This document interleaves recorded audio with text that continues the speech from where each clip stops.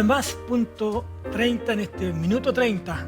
Estamos con ustedes para tener un nuevo programa donde vamos a compartir con ustedes de un montón de cosas. Vamos a retomar algunas cosas también en un programa un poco más misceláneo esta vez y poder cerrar algunas cosas que nos quedaron de alguna manera en los programas anteriores con nuestro invitado de aquella oportunidad, Abel Contreras Pinilla.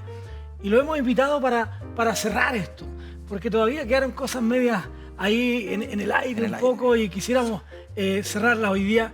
Bienvenido, Abel. Gracias por la oportunidad de poder ir cerrando estos círculos que de alguna manera nos quedaron un poco pendientes. Y yo quisiera que pudiéramos hablar de estas cosas que tienen que ver con lo que tú nos planteabas, con esta cosmovisión del mundo en el que nosotros vivimos. Y de qué manera influimos también en el mundo. ¿Y ¿cierto? cómo influimos en el mundo? Vimos tres áreas claramente, cómo influimos en el ámbito del trabajo, desde nuestras propias profesiones o desde nuestro ámbito laboral, cómo lo hacíamos en la justicia, ¿ya? Como iglesia, como también dentro del ámbito político. Exacto. Y finalmente cómo lo hacíamos dentro del ámbito de la cultura, intentando contrastar ahí lo que nos decían los textos bíblicos, la historia un poco de la iglesia también y cuáles son los desafíos que tenemos actualmente. Exacto. Ahora, puede ser que es posible, Abel, como tú lo veas, que a veces cada corporación evangélica tenga su propia cosmovisión del mundo. ¿No será que no nos hemos puesto de acuerdo a veces para tener una misma mirada de algo? ¿Por qué? Porque de pronto, tal vez si tú me preguntas a mí si me gusta o no tu chaleco y le preguntas a otro que está al lado mío y a otro, tal vez tengamos una visión distinta. ¿Y no será que debemos llegar a una misma visión en algún momento determinado? ¿Tendremos que ponernos de acuerdo? Que haya en algunas cosas cierta uniformidad. ¿Cómo lo ves tú eso? Para ir todo cerrando. Un desafío. Bueno, en esta multiforme gracia de Dios que tenemos, hay una diversidad y cantidad de iglesias, ¿cierto?, cristianas y evangélicas, que de distintos modos se acercan a esto. Puede que haya iglesias que los temas que hemos conversado estén muy preparados y eventualmente lleven distintas acciones a cabo en la formación, en el ámbito político, de la justicia, y puede que hay otras que tal vez no tanto, ¿ya? Esto también pasa mucho por un tema académico, ¿eh? Si nosotros queremos comenzar a definir qué vamos a entender por cosmovisión, es necesario comenzar a hablar y a escribir más de esto, porque hay que partir de la base que todas las personas tienen una cosmovisión. Claro. El más ateo, la persona más indiferente a la vida, un filósofo. Hasta un analfabeto. Un analfabeto, una persona en el mundo occidental, como Medio Oriente, etc. Va a tener una cosmovisión de la vida, ¿ya? Y que justamente esta cosmovisión va a ir guiando el por qué, el cómo nace, cuál es el propósito de la humanidad, hacia dónde se debe dirigir. Y por tanto permea toda la vida de una persona, pero también la vida de toda una civilización, uno podría decir. Y desde ese punto de vista, es algo que se puede aplicar a grandes sistemas si uno lo hace de manera más metodológica, más académica, pero toda persona está planteada o permeada por una cosmovisión. Que nosotros sepamos distinguirlo es otra cosa, ¿eh? Y por eso nosotros partíamos hablando de que muchas veces nosotros siendo cristianos, y siendo cristianos comprometidos, con una relación personal con el Señor, no hemos interiorizado una cosmovisión cristiana. Y tal vez para ciertos temas nos comportamos como se comportaría el mundo, entre comillas, ¿cierto? Entonces nosotros hablamos, por ejemplo, del tema del trabajo. Cómo el trabajo para nosotros puede ser una carga y no es una bendición. No es la vocación puesta para servir al Señor. Y ahí nosotros decíamos, el mundo nos dice una cosa, pero nuestra cosmovisión nos dice otra. Lo hablábamos con respecto al tema de la justicia y de la política, ¿cierto? Que el Señor es un Dios que gobierna y que Él nos invita a cogobernar con Él. Y por tanto esto aplica no solamente dentro del ámbito de la iglesia, sino que también a las grandes estructuras sociales que hoy existen. Y ahí hay un desafío que nosotros tenemos con respecto a lo que nosotros vemos, lamentablemente, en el mundo contemporáneo de lo que implica o significa la política y este miedo que nosotros muchas veces tenemos o esta abstinencia de participar en la misma. Sí, claro. Y finalmente con respecto al tema de la cultura, ¿cierto? Que también ahí profundizamos un poquito, como si bien nosotros tenemos una cultura cristiana y evangélica bastante consolidada, nos falta todavía permear la cultura existente de ciertas prácticas, de ciertos valores, de ciertos principios, ¿cierto?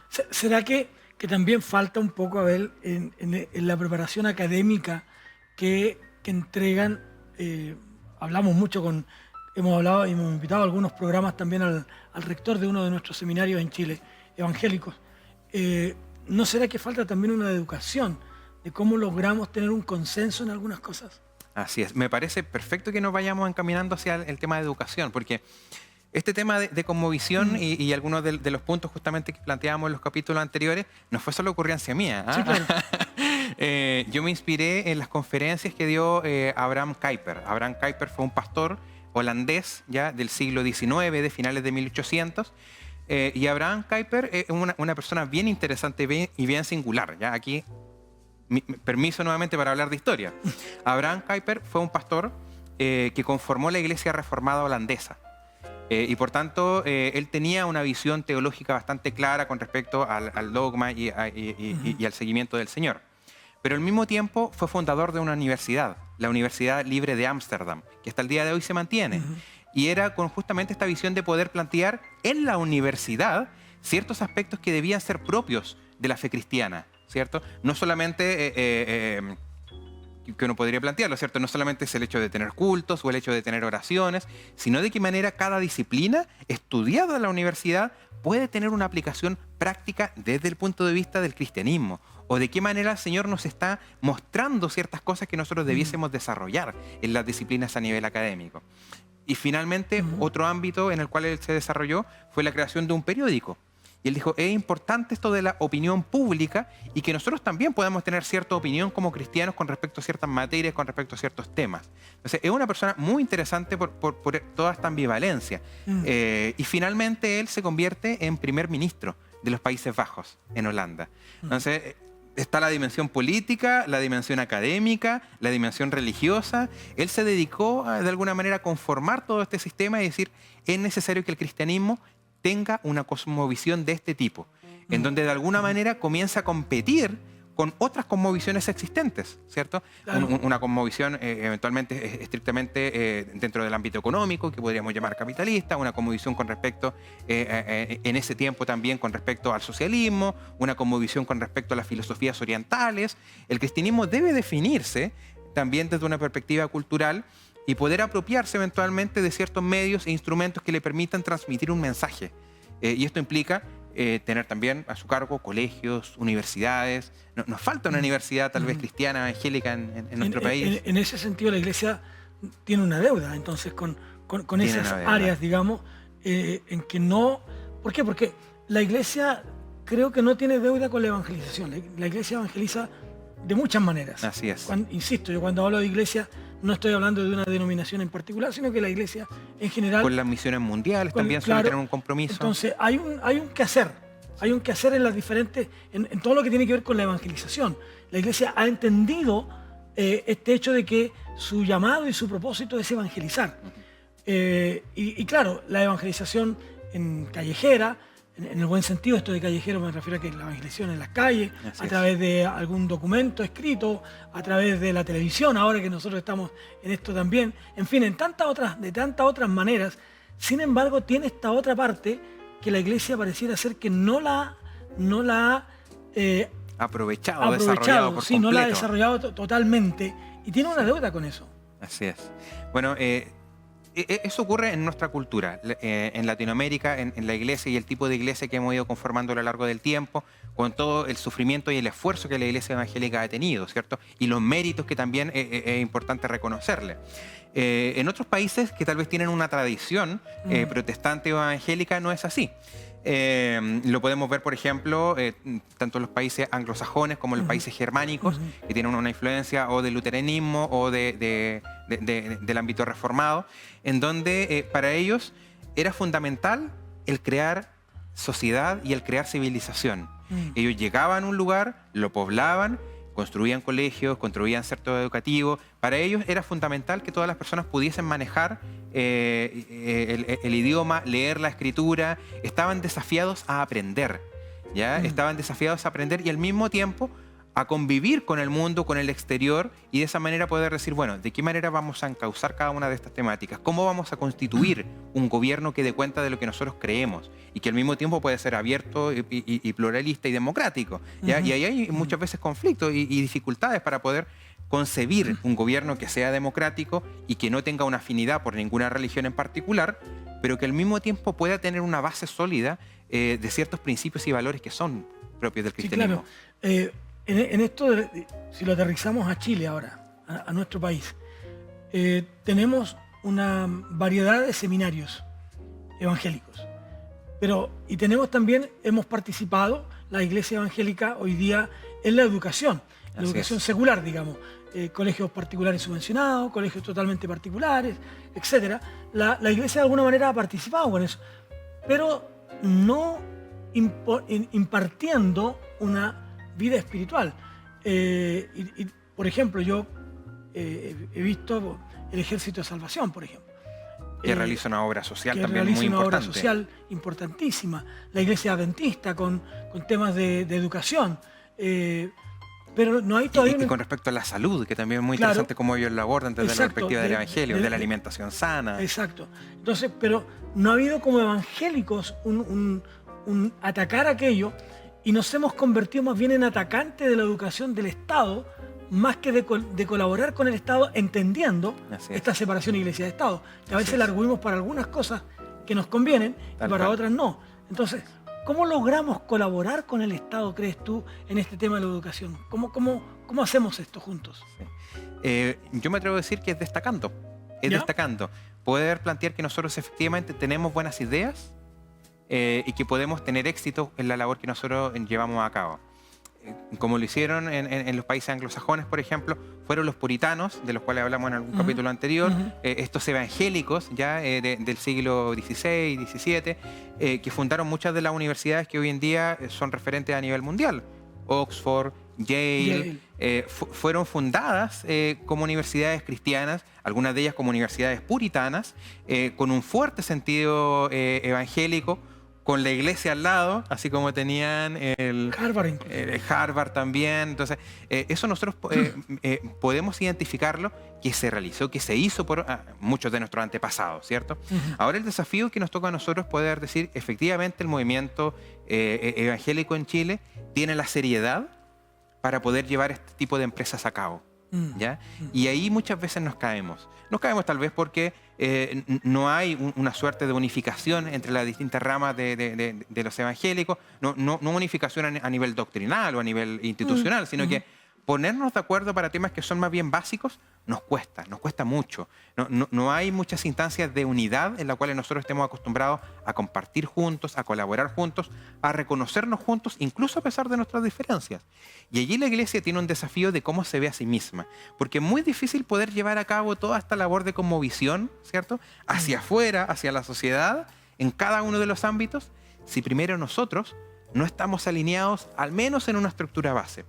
Y eso muchas veces es la gran desventaja que nosotros tenemos con respecto al catolicismo, que con todas las críticas, ¿cierto?, que nosotros podemos tener a su institucionalidad, se dice algo por parte de la autoridad romana y toda la iglesia lo acata y lo respeta. Entonces, si bien eso no es posible en nuestro ámbito evangélico, nosotros debemos tener ciertas instancias conciliares, ¿cierto?, que agrupen a nuestros principales pastores, obispos, para que puedan tratar ciertos temas que pueden ser no solamente del ámbito eclesiástico, sino del ámbito social. Hablamos del tema del medio ambiente, hablamos algo de temas de justicia, hablamos también de cómo nos desempeñamos en el ambiente laboral o de las artes, y por tanto yo creo que es posible comenzar a tratar esos temas, tanto a nivel académico como desde el mundo de la iglesia.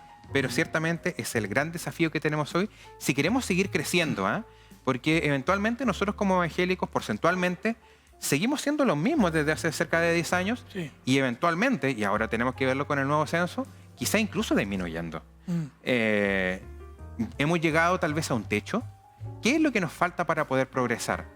Y ahí justamente cuando nosotros debemos decir, tal vez va más allá del ámbito propiamente eclesiástico y este trabajo cultural, nosotros debamos desarrollarlo. Y ahí entonces entraría esto que hemos conversado en los capítulos en los que tú has estado con nosotros, que podamos ampliar nuestra cosmovisión del mundo. El mundo no es solo lo evangélico, sino que el mundo va más allá. Así es. Y mirar el mundo desde más arriba. Así es. Tú sabes que el mundo desde arriba se ve distinto. Las poblaciones, las villas, las cosas, las ciudades se ven desde arriba muy distintas. Uno tiene una visión más amplia. Y a veces pareciera ser que nosotros como evangélicos estamos viendo el mundo a la altura de... Tal cual. ¿no? Y eso no nos ha permitido ir en una dirección, como decíamos delante, o hemos dicho en otros momentos también, cuando recordábamos en capítulos anteriores a Martin Luther King, por ejemplo, que ve Tal cual. el mundo desde arriba y dice, como lo veo desde aquí, aquí hay una cuestión injusta para el resto de la sociedad, no la sociedad cristiana, sino la sociedad como un todo. Así es. Y tal vez esa mirada a la iglesia le falta, poder elevarse un poco, ¿no es cierto? Y mirar desde arriba poder decir que hay una sociedad que necesita todavía una mayor inserción del Evangelio Sí. en lo que ellos viven. Y es interesante ver cómo el Señor también utiliza a ciertas personas para llevar esto a cabo. Ujú. Yo hablaba justamente el caso de Abraham Kuyper, pero está justamente el caso de Martin Luther King también, porque son personas que marcan hitos, y que marcan hitos decisorios incluso para una nación. Ujú. Y ellos, si bien tienen o nacen desde una congregación en particular, ¿cierto? En el caso de Martin Luther King bautista, pero él no llega solo a un espectro bautista, él llega a todo un espectro del ámbito evangélico e incluso superó el ámbito evangélico. A él le acompañaban en sus marchas personas del mundo judío, de distintas cosmovisiones religiosas, incluso políticas, porque ellos estaban convencidos de que la temática que se estaba tratando era la correcta. Mm. Y esa temática, poder decir que surgió de una reflexión del Evangelio, me parece potente. Sí. Es decir, producto de la reflexión que se tuvo en el Evangelio, en Cristo, del tema de la discriminación racial, se levanta una temática social importante y que es compartida por toda la sociedad o por una gran parte de la sociedad. Sí, quizás también, Abel, para no sesgar mucho esto, también mirándolo esto un poco más contemporáneo, yo creo que digamos, la visibilidad que tuvimos de una gran mujer como la madre de Calcuta, ¿no? Teresa de Teresa de Calcuta, es decir, cómo ella ve el Evangelio, yo diría el Evangelio, ¿no? Porque no creo que ella, cuando ayudaba a alguien, cuando entraba en un... O el Padre Hurtado, en el caso chileno, en el caso ¿cierto? chileno, no estaban preguntándole a la gente necesitada de qué denominación eres tú, eres evangélico, Así es. eres católico, eres judío, eres mormón, ¿qué es lo que eres tú? Simplemente veían un objeto de ayuda, Así es. de ser ayuda, un objeto de ser ayudado. Y ese objeto de ser ayudado va más allá de lo que yo mismo pueda pensar. La experiencia bíblica de Lázaro, ¿no? De este Así hombre es. que necesita ser ayudado, o del buen samaritano que encontramos en la Biblia. Yo me atrevo a decir que justamente las personas, los hombres y mujeres que han logrado generar estos hitos, ya sean nuestros, ya sean del ámbito evangélico o no, son personas que tienen su cosmovisión clara. Ujú. Uno podría decir tal vez Gandhi, que no era cristiano, Sí, claro. pero tenía Sí, una sí. cosmovisión clara. Su cosmovisión, tal vez, con respecto a sus propios Y principios podemos no de lo estar que de él acuerdo creía. con algunas cosas de esas. Efectivamente. Pero tener una cosmovisión clara nos ayuda a generar estos hitos que pueden generar una trascendencia. Tal vez no en el ámbito de la nación, también comenzar en el ámbito de la comuna. Ujú. ¿Qué está haciendo mi comuna, mi iglesia dentro de la comuna en particular? Claro. ¿De qué manera está ayudando a los vecinos? Sí, con la predicación del Evangelio, pero ¿de qué otra forma? ¿De qué otra manera? ¿Con qué otros instrumentos? La cultura está siendo utilizada, el trabajo diario de los hermanos, de las hermanas está siendo utilizada, eventualmente las posiciones políticas o de poder está siendo adecuadamente utilizada. Y esos son desafíos que tiene la iglesia y que si la iglesia quiere superar el umbral y quiere seguir creciendo, debe planteárselos de esa Y manera debe ir más allá, debe salir, ¿no? para ser una verdadera alternativa finalmente y establecer este reino de Dios, este reino que ya vino a morar aquí en la tierra, que comenzó con el Señor Jesucristo, que Él dice, mi reino ya está aquí y está por medio de la iglesia. Claro. Entonces, ciertamente tenemos esta gran comisión, este gran desafío evangelístico, pero al mismo tiempo tenemos este desafío de poder transformar toda la creación. Bueno, Marcos nos habla acerca de Jesús. Y cuando Marcos habla de Jesús, dice que él recorría las ciudades y aldeas sanando toda clase, la Biblia antigua decía, toda clase de achaques, ¿no? Es decir, toda clase de enfermedad. Así es. Y nos imaginamos otra vez, como lo decíamos recién, de estos hombres como el Padre Hurtado o la Sor Teresa de Calcuta. No estaba preguntando a Jesús, ¿realmente tú crees en Dios Así para es. ayudarte? Él sanó a 10 leprosos. Así es. Le habrá preguntado si eran judíos o no eran judíos. Jesús nace en un movimiento judío, tenemos que reconocer eso. En medio de una conmovisión religiosa judía. La gente a veces se le olvida eso, ¿no? Así es. Jesús nace yendo a la sinagoga. Sus padres eran de una práctica judía. Entonces, pero su visión de la evangelización y del mundo va más allá de mirarlo desde el otro, Tal cual. Porque a veces el otro se coloca frente a mí y no alcanzo a ver. Tú sabes que si uno va al cine, una de las cosas por las que los asientos del cine están ubicados de tal manera que a mí no me molesta el de adelante. Y a veces nosotros miramos el mundo como evangélicos detrás del otro. Así Y es. por lo tanto no alcanzamos a verlo. No alcanzamos a ver lo que le pasa. No alcanzamos a ver lo que le duele. No alcanzamos a ver aquellas cosas que son importantes. Entonces, yo creo que cuando pensamos en la educación, cuando pensamos en la cultura, cuando pensamos en el trabajo, debemos mirarlo desde arriba y no desde detrás de la cabeza del otro, porque no alcanzaremos a ver lo que hace falta. Es importante por eso comenzar a hablar de los sistemas sociales, hablar de la cultura, hablar de la política, porque pueden parecer temas muy lejanos a nosotros, sobre los cuales tal vez nosotros tengamos muy poquita influencia. Pero en la medida que vayamos participando y hayan personas preparadas en estos ámbitos, que se dediquen a estos ámbitos de distintas maneras, vamos a poder ir conquistando eventualmente ciertos lugares, Sí, y claro, poder teniendo mayor posición y formación con respecto a estas temáticas. Es interesante notar cómo, por ejemplo, ya que hablaba del tema de la sanación, muchas profesiones modernas o actuales, contemporáneas, como por ejemplo la enfermería, el periodismo, tuvieron referentes cristianos muy importantes, que escribieron al respecto, que tenían convicciones cristianas muy fuertes y que fueron desarrollando, que fueron los pioneros de toda una disciplina o de todo un campo académico. ¿Ya? Y que con el tiempo, claro, eso lo hemos ido perdiendo. Esa influencia del cristianismo que ejerció en un primer momento. Y allí nosotros podemos encontrar vidas de personas que marcaron hitos, no solamente, ¿cierto?, en estos ámbitos generales que hemos hablado, sino en disciplinas, en estudios en particular, en profesiones específicas, y que muchas veces nosotros desconocemos, en el ámbito de la economía también. Entonces, este mundo contemporáneo que nosotros vivimos tiene una gran influencia del cristianismo y tiene una gran influencia del protestantismo, ¿ya? Sí. En su política, en su economía, en su democracia.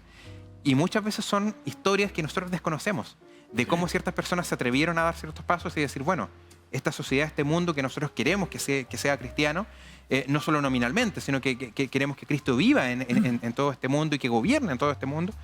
¿De qué manera lo hacemos? ¿Cuál es nuestro rol? ¿Cuál es nuestra participación? Sí. Y ahí uno de los grandes desafíos que lo han planteado académicos cristianos es el mundo de la universidad. Sí. La universidad es un mundo donde la iglesia debe estar presente. Existen estudios que indican que una gran cantidad de las personas, de nuestros jóvenes que ingresan a la universidad, se alejan del cristianismo, cerca del 50%. Es mucho. Es mucho, eventualmente en algunos lugares puede ser más, y se van porque hay filosofías ajenas, movimientos políticos, filosóficos, que los alejan, y porque no saben o no pueden dar respuesta y dar cuenta de su fe. Sí. Porque hemos limitado a la fe a esta religiosidad muchas veces. Tú que de alguna manera por tu trabajo estás vinculado a lo político, ¿necesitamos un presidente evangélico para cambiar Chile? No. Yo me voy en esa respuesta seguro. ¿Que sería una bendición? Probablemente. Sí, claro. ¿Que sería positivo? A mí me encantaría. Si es un requisito, porque muchas veces nosotros lo planteamos como requisito. Sí, si sí, queremos sí. que Chile sea para Cristo, tiene que ser un presidente cristiano. Un eslogan que nace en algún minuto también, pero que no sé Efectivamente. si sea y aquí a lo mejor voy a pisar callo, diría alguien, ¿no es cierto?, de algunos hermanos de otras denominaciones, pero yo no estoy tan seguro que sea una profecía de parte de Dios, honestamente. Y me perdonan, por favor, por lo que estoy diciendo, pero Chile va a ser para Cristo, pero como quisiéramos que fuera el mundo para Cristo. Exactamente. Y como era lo que Dios quería, que el mundo Exactamente. fuera para Cristo. Pero ahora, ¿necesitamos un gobierno que sea cristiano para cambiar Chile? Nos quedan 2 minutos. Necesitamos buenos políticos cristianos. Ya. Eso nos falta todavía.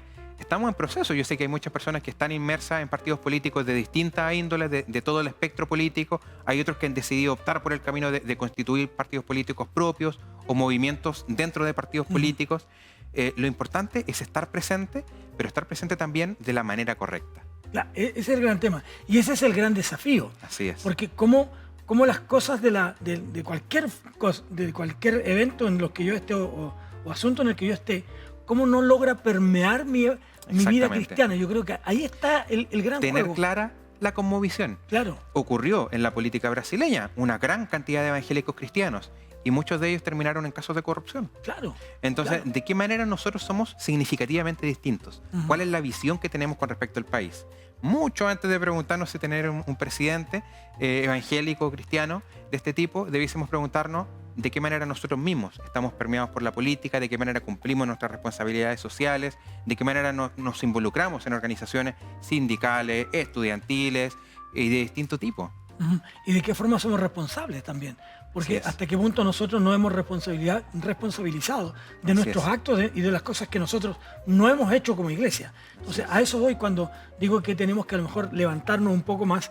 No levantar nuestro espíritu nomás, ¿no? La gente dice, elevamos nuestro espíritu, hacia el Señor. Sí, yo estoy de acuerdo con eso, pero elevar nuestra mirada. Así es. Porque, insisto, la cordillera se ve más preciosa desde arriba que lo que la alcanzamos a ver de abajo, porque de abajo todavía se ven los edificios, se ven otras montañas que a veces no son tan lindas de mirar. En cambio, cuando lo vemos de arriba, la montaña se ve extraordinariamente preciosa. Lo mismo ocurre con la sociedad. La vamos a ver diferente cuando la iglesia se levante un poco. Efectivamente. Nos va quedando a ver muy poco tiempo, pero realmente ha sido muy grato dialogar contigo y conversar de todos estos temas y yo espero que nuestros auditores, nuestros televidentes también puedan sentirse gratos con esto. Y muchas gracias por escucharnos, muchas gracias por estar con nosotros, por atender a este llamado en hablar en este minuto 30. Así que, Abel, te voy a conceder la oportunidad de despedirte también de nuestros hermanos y muchas gracias por aceptar venir para redondear un poco esto que hemos tratado durante algún tiempo. Así, ha sido un placer, muchas gracias por el espacio, porque instancias como esta también son muy importantes para transmitir justamente esta temática que no estamos muy acostumbrados a conversar. Así que gracias también a todas las personas que nos están viendo, a los espectadores, y que pueda ser de bendición. Exacto. Así que muchas gracias por haber estado con nosotros, Dios les bendiga y nos volvemos a encontrar en otro momento, en este minuto 30.